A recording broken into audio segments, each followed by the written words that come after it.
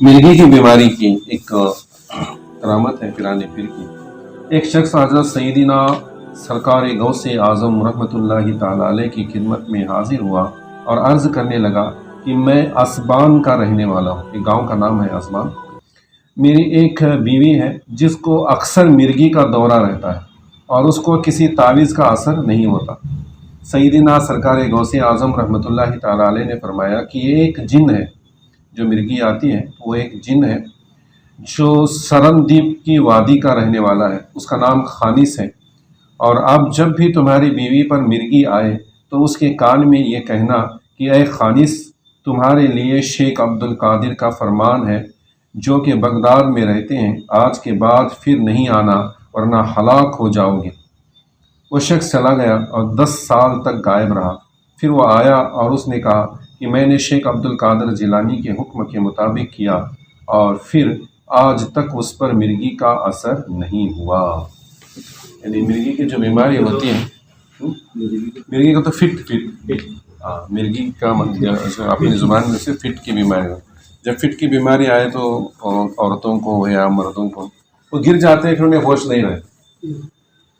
अगर आग में गिरे तो हाथ जलता रहता, उन्हें खबर नहीं होती, और कपड़े जिस्म से निकल भी जाए, उतर भी जाए। औरतों के हमारे मामले में ऐसा होता है, जब गिर जाते हैं तो न जाने कैसे गिरती हैं, फिर उस सतर भी खुल जाता है। कभी कभी साड़ी वगैरह पहनी है तो सतर का मामला आता है, तो इसी हालत में वो रहते हैं। तो बहुत बुरी बीमारी है। लेकिन वो बीमारी क्या है कि एक जिन होता है जो आकर उस पर कब्ज़ा कर लेता है, उसके दिमाग पर कब्ज़ा कर लेता है और सब कुछ वो भूल जाती है, उसे होश नहीं रहता वो बीमारी। तो एक शख्स आकर पिराने पीर के पास आकर उसने इस तरह की शिकायत की कि मेरी बीवी को मिर्गी का यानी फीट का दौरा पड़ता है। तो उन्होंने कहा कि वो एक जिन है, उसका नाम आपने बताया, उसका नाम खानिस है और सरनदीप का रहने वाला है। तुम घबराओ मत, जाओ, जब मिर्गी का दौरा उसे पड़े तो उसके कान में कहना कि शेख अब्दुल कादिर जिलानी ने तुम्हें हुक्म दिया है कि दोबारा वापस नहीं आना, अगर आओगे तो हलाक हो जाओगे, चलाकर हलाक कर दिए जाओ। जैसे ही उन्होंने कहा तो पिराने पीर के नाम सुनते ही वो जिन ऐसा गायब हो गया कि दोबारा नहीं है। कहा जाता है कि बगदाद के अंदर मिर्गी की बीमारी आती ही नहीं। उस दिन से जो है आज तक बगदाद के अंदर किसी को फिट नहीं आती। उस जिन जो है वहाँ से हमेशा हमेशा के लिए चला गया। वल्लाहु व रसूलुहु आलम। अब इसके बाद एक और करामत है, लागर और कमज़ोर ऊँटनी की तेज़ रफ्तार बन जाना। सरदार औलिया शेख अब्दुल कादिर जिलानी गौसे आज़म रहमतुल्लाहि ताला अलैह की खिदमत में अबू हफ्सा अम्मार बिन सालेह हदादी अपनी ऊँटनी लेकर आया और अर्ज़ करने लगे कि मेरा हज का इरादा है और ये मेरी ऊँटनी है जो चल नहीं सकती, और इसके सिवा मेरे पास कोई ऊँटनी नहीं है। हुज़ूर गौसे आज़म रहमतुल्लाहि ताला अलैह ने उसको एक उंगली लगाई और उसकी पेशानी पर अपना हाथ रखा। वो कहता है कि मेरी ऊँटनी की ये हालत थी कि तमाम सवारियों से आगे चलती थी, हालांकि वो इससे पहले सबसे पीछे रहा करती थी। एक आपकी करामत है। एक शख्स आपके पास आया जिसे हाथ पर जाने का इरादा था, उसके पास सिवाय ऊँटनी के कुछ और न था। कहने लगा ऊँटनी बीमार थी, पिराने पीर के पास आया, दुआ की दरख्वास्त की, तो आपने उसकी पेशानी पर यानी माथा जो होता है ऊँट का, उस पर उंगली रखी और दुआ पढ़ी, तो उसमें एक तवानी आ गई, ताकत आ गई और तेज़ रफ्तारी आ गई, और उसने जो है आसानी के साथ अपना हज मुकम्मल फरमाया। एक और हिकायत पढ़ते हैं, बात ख़त्म करते हैं। शेख गौसे पाक रहमतुल्लाहि ताला अलैह ने साहब से गुफ्तगू फरमाई। हज़रत शेख अब्दुल फ़ज़ल अहमद बिन सालेह फरमाते हैं कि मैं हुज़ूर सैयदना शेख अब्दुल कादिर जिलानी रहमतुल्लाहि ताला अलैह के साथ मदरसा-ए निज़ामिया में था। आप रहमतुल्लाहि ताला अलैह के पास फ़ुक़हा और फ़ुक़रा जमा थे और आपसे गुफ्तगू फरमा रहे थे। इतने में एक बहुत बड़ा सांप छत से आप रहमतुल्लाहि ताला अलैह की गोद में गिरा, तो सब हाज़रीन वहाँ से हट गए और आपके सिवा वहाँ कोई न रहा। वो आपके कपड़ों में दाखिल हुआ और आपके जिस्म पर से गुज़रता हुआ आपकी गर्दन की तरफ से निकल आया और गर्दन पे लिपट गया। इसके बावजूद आपने कलाम करना मौकूफ़ नहीं फरमाया और न अपनी जगह से उठे। फिर वह सांप ज़मीन की तरफ उतरा और आपके सामने अपनी दुम पर खड़ा हो गया और आपसे कलाम करने लगा, यानी बात करने लगा। आपने भी उससे बातचीत फरमाई जिसको हम में से कोई नहीं समझा। फिर वो चला गया तो लोग आप रहमतुल्लाहि ताला अलैह की खिदमत में आए और उन्होंने आपसे पूछा کہ آپ نے اس سانپ کے ساتھ کیا بات کی، اس سانپ نے آپ کے ساتھ کیا کہا؟ تو آپ نے فرمایا کہ اس نے مجھ سے کہا کہ میں نے بہت سے اولیاء کرام کو آزمایا اور مگر آپ جیسا ثابت قدم کسی کو نہیں دیکھا۔ میں نے اس سے کہا کہ تم ایسے وقت مجھ پر گھرے کہ میں قضا و قدر کے متعلق گفتگو کر رہا تھا، اور تو ایک کیڑا ہے جس کو قضا حرکت دیتی ہے اور قدر سے ساکن ہو جاتا ہے۔ تو میں نے اس وقت ارادہ کیا کہ میرا فعل اور میرا قول دونوں ایک ساتھ ہو، ایک دوسرے کے مخالف نہ ہو۔ یعنی آپ پیرانے پیر حضور صلی اللہ تعالیٰ حضور غوث اعظم رحمۃ اللہ تعالیٰ علیہ جو بیان کر رہے تھے اس وقت، وہ کس کا بیان کر رہے تھے؟ قدر، قضا اور قدر، یعنی موت کا آنا اور تقدیر کا قائم ہونا، اس پر آپ بیان فرما رہے تھے۔ یعنی موت اللہ نے جب لکھی ہے جس کی، اسی وقت اسے موت ہونی ہے۔ جو تقدیر میں لکھا ہے وہ ہونا ہے۔ اگر زندگی لکھی ہے تو زندہ رہے گا، اگر موت لکھی ہے تو وقت ختم ہوا تو مر جائے۔ اس متعلق جو گفتگو چل رہی تھی تو بیان چل رہا تھا، تو ایک سانپ چھت سے گرا، آپ کے کپڑوں پہ گرا، کپڑوں سے جو ہے جسم میں چلا گیا، گردن سے نکلا، گلے پہ لپٹا۔ بہت یعنی کوشش کی اس نے کہ پیرانے پیر اپنی بات کو روکیں اور ہٹ جائیں، ڈر جائیں اور اپنی گفتگو بند کریں، لیکن آپ نے ایسا کچھ بھی نہیں کیا، بدستور آپ بیان کرتے رہے۔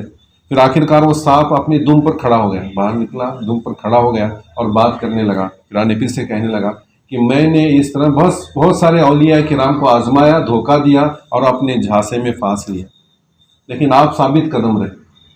تو پیرانے پیر نے فرمایا کہ میں کیسے ثابت قدم نہ رہتا؟ میں جب کہ بیان کر رہا تھا قدر کے بارے میں، قضا کے بارے میں، اللہ کی تقدیر کے بارے میں، حیات اور موت کے بارے میں۔ مجھے یقین ہے کہ اللہ نے جب تک مجھے میری حیات لکھی ہے مجھے زندہ رہنا ہے، اسے کوئی بدل نہیں سکتا۔ اللہ کی مرضی میں کسی کو دم مارنے کی مجال نہیں ہے۔ تو ایک کیڑا ہے، سانپ سے انہوں نے فرمایا تو ایک کیڑا ہے جو زمین پر رینگتا ہے، تو اللہ کے حکم میں کیسے تبدیلی لا سکتا ہے؟ اس پر مجھے یقین تھا، اس لیے میں اپنا بیان کرتا رہا۔ تو سانپ وہاں سے چلا گیا۔ اور انہوں نے آخر میں کیا فرمایا؟ یہ بات ہمارے لیے یعنی علماء کرام کے لیے نصیحت کے طور پر ہے کہ جو بات علماء کرام بیان میں کرتے ہیں انہیں اس پر عمل بھی کرنا چاہیے۔ جو اللہ کے ولی ہوتے ہیں، اولیاء کرام، جو بات لوگوں کو بتاتے تھے خود اس پر عمل کرتے تھے۔ اب ہم کیا کرتے ہیں؟ ہم کتاب آپ کے سامنے پڑھتے ہیں، آپ کو بتاتے ہیں، تم اور ہم سب ایک جیسے ہیں۔ کتاب میں بات پڑھی، ہم نے آپ تک پہنچائی، دونوں اگر اس پر عمل کریں گے تو دونوں کے لیے جنت ہے۔ اگر کسی نے عمل نہ کیا، تم نے عمل نہیں کیا تو تمہارے لیے پھر جنت نہیں، میں نے عمل نہیں کیا تو پھر مجھے جنت کا راستہ نہیں۔